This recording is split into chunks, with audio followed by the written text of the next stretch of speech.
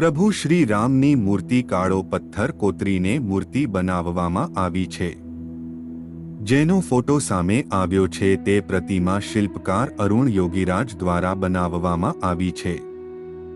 વાસ્તવમાં રામલાની 3 મૂર્તિઓ બનાવવામાં આવી છે, જેમાંથી એક રાજસ્થાની ખડકમાંથી શિલ્પકાર સત્યનારાયણ પાંડેએ બનાવી છે, જ્યારે બીજી મૂર્તિ શિલ્પકાર ગણેશ ભટ્ટ અને અરુણ યોગીરાજે કર્ણાટકના શ્યામ રોકમાંથી 2 મૂર્તિઓ બનાવી છે।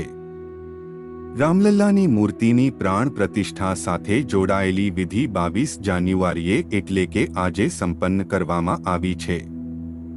જે મૂર્તિ ગર્ભગૃહમાં મૂકવામાં આવી છે તે મૂર્તિની ઊંચાઈ 51 ઇંચ છે। કમળના ફૂલ સાથે તેની લંબાઈ 8 ફૂટ અને વજન 200 કિલો છે।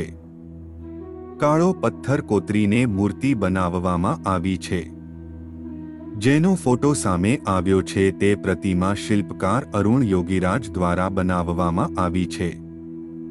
વાસ્તવમાં રામલાની 3 મૂર્તિઓ બનાવવામાં આવી છે, જેમાંથી એક રાજસ્થાની ખડકમાંથી શિલ્પકાર સત્યનારાયણ પાંડેએ બનાવી છે, જ્યારે બીજી મૂર્તિ શિલ્પકાર ગણેશ ભટ્ટ અને અરુણ યોગીરાજે કર્ણાટકના શ્યામ રોકમાંથી 2 મૂર્તિઓ બનાવી છે। રામલલ્લાની મૂર્તિ કાળા રંગની કેમ? પ્રતિમાની તસવીર આજે જાહેર કરવામાં આવી છે। આ મૂર્તિ કાળા રંગની છે, જેના કારણે રામ મંદિરમાં કાળા રંગની મૂર્તિ કેમ પસંદ કરવામાં આવી તે જાણવા માટે લોકો ઉત્સુક છે। રામાયણમાં એવું પણ કહેવામાં આવ્યું છે કે ભગવાન શ્રી રામ શ્યામ રંગના હતા અને તેથી તેને વધુ મહત્વ આપવામાં આવ્યું હતું। ભગવાન રામ શ્યામ અને શિવ ગૌર વર્ણના છે। તેમજ ભગવાન રામ વિશે જે કહેવામાં આવ્યું છે, ભગવાન શ્રી રામના સ્તુતિ મંત્રમાં કહેવાયું છે કે રઘુવંશના સ્વામી શ્રી રામચંદ્રજીને હું વંદન કરું છું, જેમના અંગો કાળા અને કોમળ છે, જેમની ડાબી બાજુ સીતાજી બિરાજમાન છે, જેમના હાથમાં અચૂક બાણ છે અને સુંદર ધનુષ્ય છે। એટલે કે ભગવાન શ્રી રામ શ્યામ રંગના છે, જ્યારે મહાદેવ શિવની અન્ય સ્તુતિમાં કહેવાયું છે કે જેનું કપૂર જેવું શ્વેત અને તેજસ્વી રંગ છે, કરુણાનું મૂર્ત સ્વરૂપ છે, જગતનો સાર છે, ભુજંગ જેમનો હાર છે, તે ભગવાન શિવ હંમેશા માતા પાર્વતીની સાથે મારા હૃદયમાં વાસ કરે। સ્તુતિ અનુસાર મહાદેવ શિવ ગૌર જાતિના છે તે નિશ્ચિત બની જાય છે।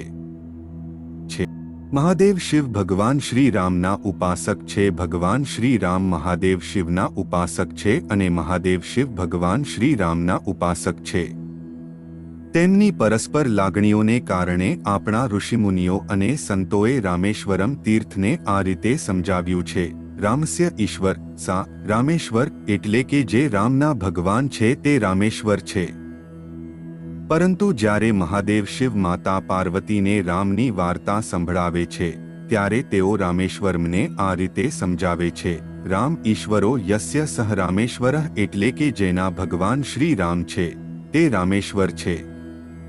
મહાદેવ અને શ્રી રામની એકબીજા પ્રત્યેની ભક્તિ એટલી ઊંડી છે કે બંને એકબીજાના રંગમાં રંગાઈ ગયા છે। તેથી તેમના અનુભવ મુજબ કેટલાક ભક્તો મહાદેવ શિવને વાદળી રંગમાં કપૂર રંગથી અને ભગવાન શ્રી રામને નીલંબુજમાં વાદળી રંગથી અને શ્યામલ રંગથી ગૌર રંગના દર્શાવવામાં આવ્યા છે।